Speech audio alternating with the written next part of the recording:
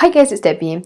I don't usually speak about things that upset me on this channel. I usually just let things be.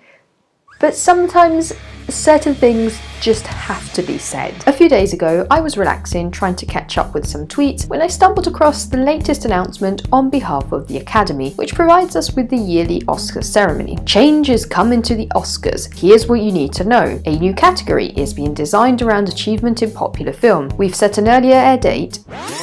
A new category is being designed around achievement in popular film. No! God, please, no! No! So there are many film awards out there, even more than I could think of. There are all the film festivals, the independent film awards, and even huge events such as the Golden Globes. But in general, for filmmakers, actors, designers, musicians, writers, the Oscars have always represented the ultimate goal. Winning an Oscar, or even just being nominated, is a huge achievement. And also for audiences, the Oscar ceremony and Oscar race as a whole were one of the few chances to discover exceptionally good films which would have otherwise passed unobserved. Widely publicised Oscar-winning films with well-known mainstream actors will reach the general audience.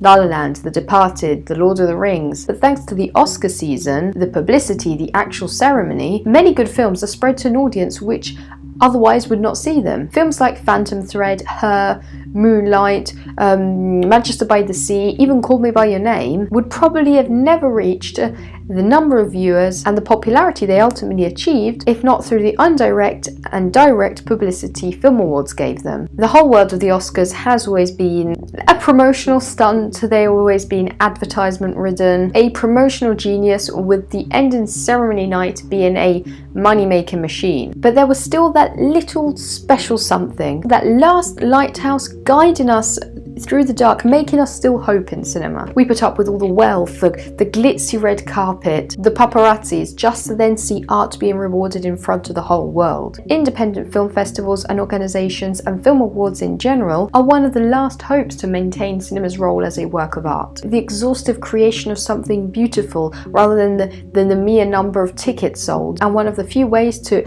spread this art to more people. But now all of this is starting to come to an end with the biggest film award of all introducing this new category of achievement in popular film. We don't actually have more information about this topic. The only thing we know is that it is still in the works. But from what we gather, it's more about the quantity rather than the quality. If we think of the most popular films in the last years, the big sellers, we think of Jumanji, Welcome to the Jungle, Baywatch, Batman vs Superman, Suicide Squad, the Fast and Furious franchise. All films which appeal to audiences for different reasons, including the heavy promotional campaign. They have big names, they might have fun plots. There is the audience's affection to a saga. They also may be films appealing to younger audiences, to children, which represent a huge slice of box office revenue. But all this does not always equal out to achievement in ambitious filmmaking. Are we now comparing the achievement of reaching a certain number of tickets sold to painstakingly recreating a certain moment in history, method acting which takes months if not years to perfect, unbelievable costume designs, soundtracks? And if you think of it in down-to-earth terms, when each category is announced at the actual Oscar ceremony,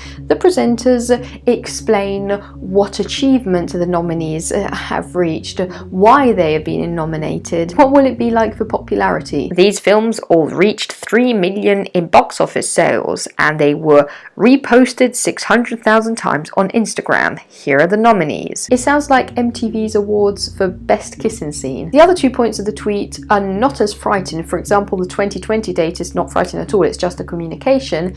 What frightens me a bit more is the third point of the tweet. So the plan for a more globally accessible 3-hour-long telecast, which on the one hand is finally acknowledging the fact that the Oscar ceremony is way too long. I wouldn't mind watching it if it was even 5 hours long, if it were the ceremony. We all know that there'll never be a cut on the advertisements, ever. So the time will probably be cut elsewhere. As it is a live show and not a pre-recorded event which can be edited down, I think this means that the big categories will still be called to give their speech on stage, best director, best actors, because they keep the audiences glued to the screen for longer and can easily be preceded and followed by big advertisements. There's no wonder why the best film award is kept for last, while the categories which may not be considered widely popular, a term which now I'm hating to use, will only be called out by name without having the actual acceptance speech and so on. So in general, all this situation makes me very sad. It makes me lose faith,